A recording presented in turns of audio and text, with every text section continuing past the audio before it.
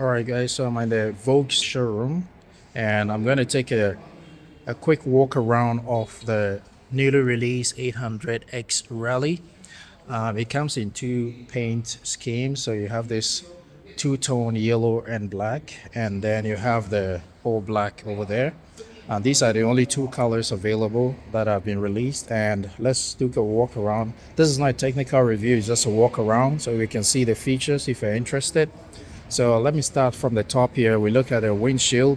It has this rally style windshield and it's quite solid, locked in with these very nice black screws here. And then we come down here and we have a camera here, and we have daytime running lights and the headlamps, the main beam. So one is the low beam and the other is the high beam. There's no battery installed now, so we can't turn it on.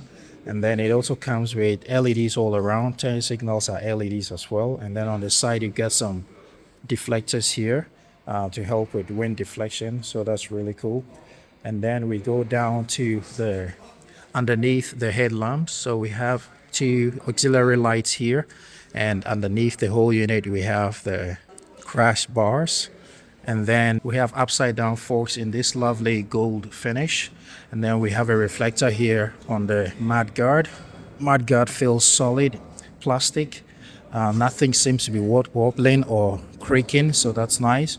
You come to the braking department. It comes with Nissan brake calipers and double brake disc in the front, and there's this nice design pattern here which looks really cool. The decals continue here in the two-tone yellow and gray. And then we go down to the tires. So we have spoked wheels on these, sitting on these gold rims, and I like that the inflator valve has been angled out so it's easy to inflate the tires.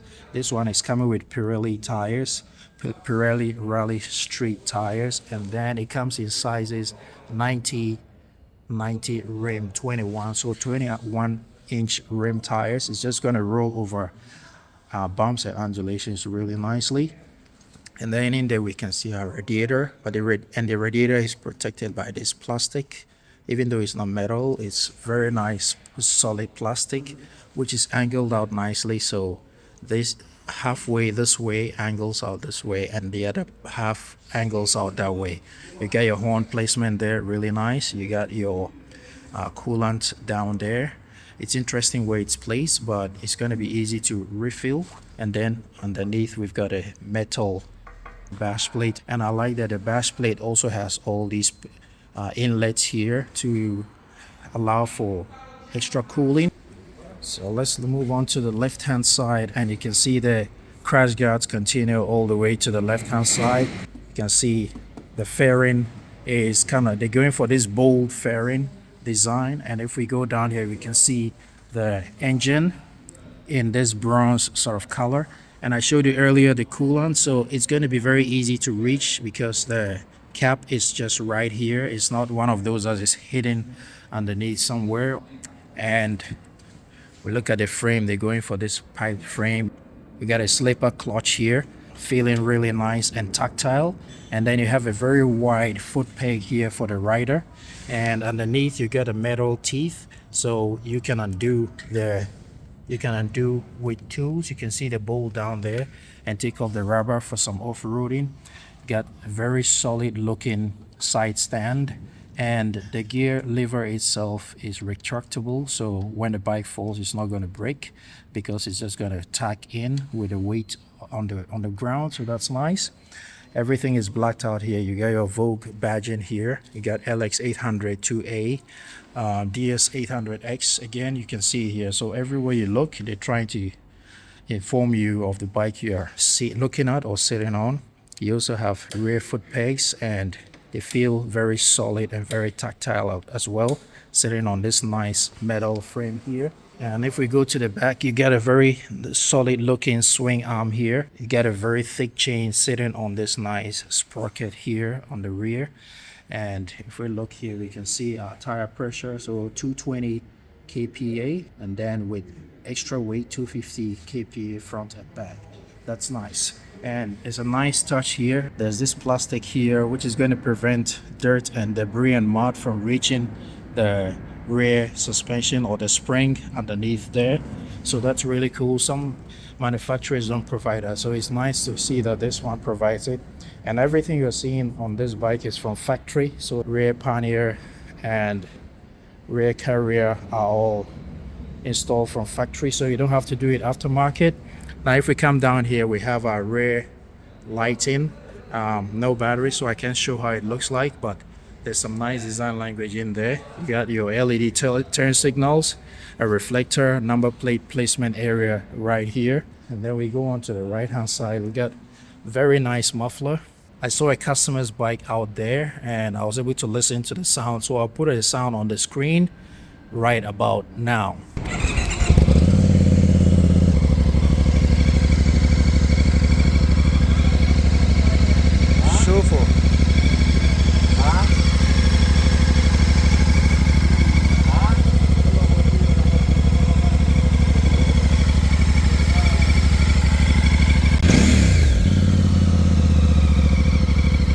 So as you can hear, it sounds quite good. Now let's continue. It's got this huge muffler which is angled upwards, and then we also have a braking department in the rear. So it comes with ABS, both front and back, of course.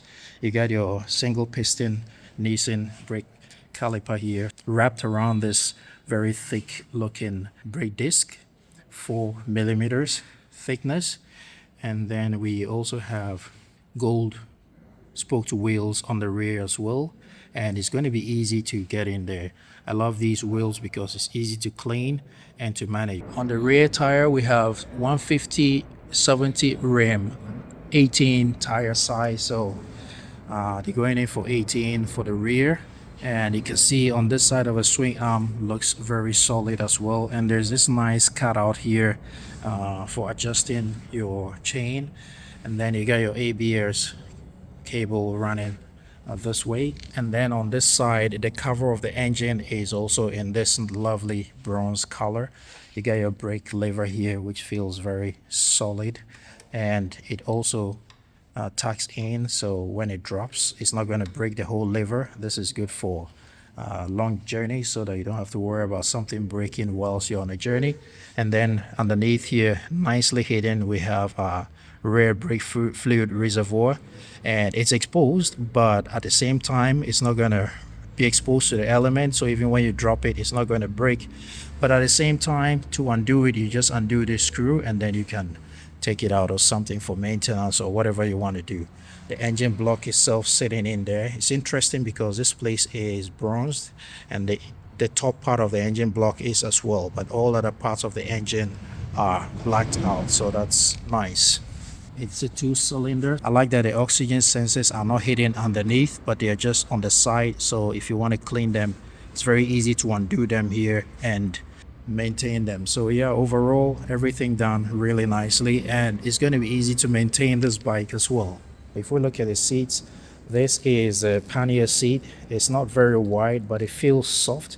It's got some nice stitching as well. I guess it's not going to be the most comfortable for long journeys for a pannier, but it can only be tested on a long journey. And then you have the rider's seat right here, covered in this plastic, but it has some nice design language in there. In the top part, the material kind of feels like some sort of Alcantara, and it's got this new beautiful design language on it, so that's nice. And then we come up here, that same design language we saw on the fairing earlier continues here. It's got this really nice pattern here, and then you got this flip here to unlock, to open your fuel tank. Now let's take a look at the controls. So obviously you have your clutch lever here. It looks straightened out. It's not one of those curved ones. It's an interesting design. And if we look here, we got your regular horn button here. You got your turn signal. It doesn't have that much motion, but it has this clicky sound and it's quite tactile. So that's what you're doing here. And then you have your directional buttons. You have enter right here. You have traction control and return button. And over here you have heated grips and heated seats, so it's nice that they come with heated seats and heated grips. And then here you also have your flash to pass and then high beam, low beam button, so that's nice. You got these plastic guards from factory. You also have your rear view mirror, which is angled out and stretched out nicely, so it's gonna be able to show a lot more behind you. And then we go on to the right hand side. We have a button here to turn on your auxiliary lights. You got your ignition button here, you got a mode button here, you got a dedicated button here to turn on and off the ABS, and then you have your accelerator here. It's not drive by wire, it's because it's controlled by cables here. Then you have your front brake, all feeling very soft as well. Unfortunately, we can't turn it on. And then we come here, you have your ignition, which comes with this key. It's not as solid as what you have on Japanese bikes, but as long as it works, why not? And then up here you got two USB ports. So one is a type A and there's a type C port. It's nice that they give both options so you can connect stuff, and it's very easy to reach as well. It's not one of those on the side.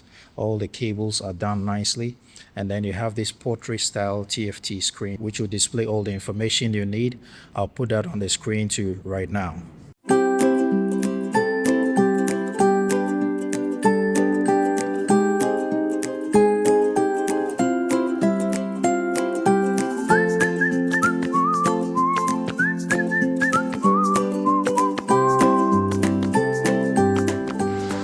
So if I sit on the bike, this is what it looks like. It's got all these, with my knees placed here, you got a lot of weather protection due to the way this fairing is designed. So on the whole, in the winter, it's going to protect your knees from the winter cold a little bit more, and it just gives it a very big and wide adventure look.